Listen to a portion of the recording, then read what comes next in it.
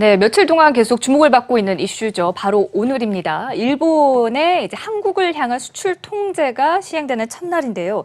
해외 언론뿐만 아니라 일본 내에서도 비판의 소리가 나오고 있다고 합니다. 외신들의 반응 좀 살펴보도록 하죠. 전세원 캐스터가 준비하고 있습니다. 네, 한국을 겨냥한 일본의 수출 규제가 오늘부터 시행됩니다. 일본 기업이 반도체 관련 핵심 품목 3가지를 한국에 수출할 때는 일본 정부의 허가를 받아야 한다는 내용인데요. 일본 내에서도 걱정의 목소리가 높지만 아베 정권은 오히려 추가 규제까지 검토하고 있습니다.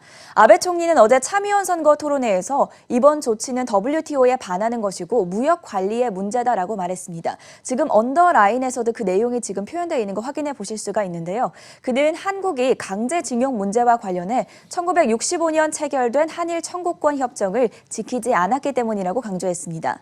일본 언론들은 대체적으로 우려의 목소리를 내고 있습니다. 아사히 신문은 사설을 통해서 무역을 정치적인 목적으로 이용해서는 안 된다라고 지적했습니다. 또 한국에 대한 어리석은 보복 조치를 즉시 철회해야 한다고 강조했고요.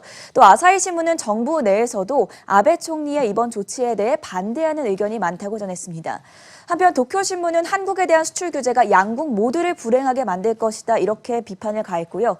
이어서 니혼게이자이 신문은 일본 전문가들 말을 인용해서 이번 조치가 세계무역기구 기준을 위반할 가능성이 있다고 평가했습니다. 그러나 친아베 언론인 산케이 신문은 아베 총리를 비롯한 강경파들이 여전히 여행 비자 강화 등 한국에 대한 추가 제재를 검토하고 있다고 전했습니다. 역시나 해외 언론의 비판도 이어졌는데요. 월스트리트저널은 제목에서 아베 정부가 자유무역 챔피언이라고 자처하더니 트럼프의 통상 전술을 따라하고 있다고 보도했습니다. 기사 내용 중에는 일본의 진주만 공격은 미국의 원유 금수 조치에 대한 반발이었다. 당시 일본은 석유 수출 금지를 전쟁 행위로 간주했다고 보도했습니다. 태평양 전쟁의 도화선이 된 진주만 공격까지 언급하면서 일본 정부의 정책을 아주 강하게 월스트리트저널이 비판한 모습인데요. 일본이 이번에 안보를 이유로 한국의 수출 규제를 발표했지만 그들의 보복 조치가 오히려 평화와 안보에 위협이 되는 행위라는 점을 강하게 꼬집은 셈이었습니다. 저널은 또한 한국에 대한 수출 규제 조치로 아베 총리가 지금까지 쌓아온 자유무역자 이미지가 손해를 입을 수 있다라고 비판했습니다. 해외에서도 비판이 이어지고 있는 만큼 글로벌 여론이 그다지 좋지는 않은데요. 아베 정부의 보복 조치가 오늘 시행을 앞두고 어떤 여파를 불러올지 주목해볼 필요가 있겠습니다. 어제 한국 시장에서 이 보복 조치로 인해서 반도체 투톱도 하락했는데 오늘 시장에 미칠 영향이 계속해서 주시를 해봐야 될 것 같아요.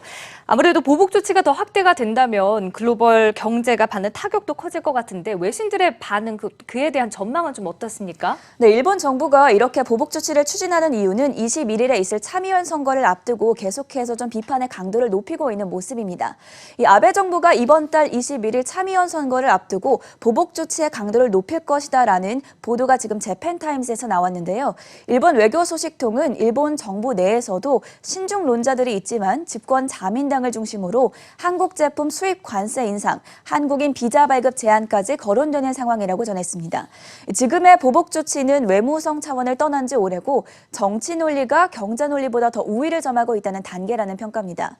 당장 우리나라 업계에 피해가 예상됩니다. 무디스는 일본의 수출 제재가 기업 신용 등급에 악영향을 줄 수 있다는 보고서를 발표했습니다. 이에 따라 어제 한국 증시에서는 반도체주 투톱인 삼성전자와 SK하이닉스가 각각 2%가량 그리고 3% 넘게 하락 마감했는데요. 다만 무디스는 한국 기업들의 반도체 생산에 차질이 생기면 글로벌 공급체인과 일본 업체도 동시에 악영향을 받을 수 있는 만큼 이번 조치가 크게 확대되지는 않을 것이라고 진단했습니다. 불행 중 다행인 소식이죠. 요미우리 신문은 삼성과 LG 등 한국 기업에서 반도체와 디스플레이 패널 생산이 멈출 경우 이 부품들을 사용해온 파나소닉과 소니가 영향을 받게 될 것으로 전망했는데요. 현재의 보복 조치가 일본 기업들을 위해서도 더는 확산되지 않는 것이 좋겠습니다. 마지막으로 블룸버그는 트럼프 대통령이 현재의 한일 상황에 대해서 아무런 언급을 내놓지 않는 것이 양국 관계를 더욱 악화시키고 있다고 보도했습니다.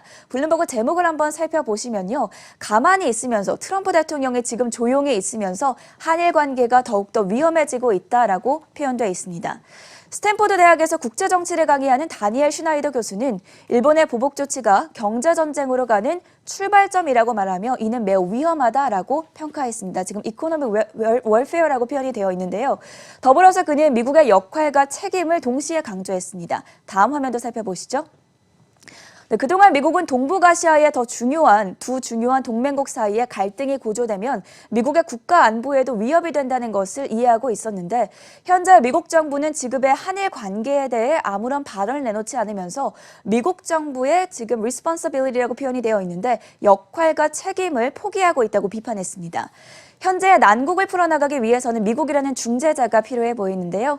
이 점 살펴보시면서 계속해서 월가 브리핑 체크해 보시길 바랍니다. 지금까지 일본의 수출 규제와 관련된 외신 반응 전해드렸습니다.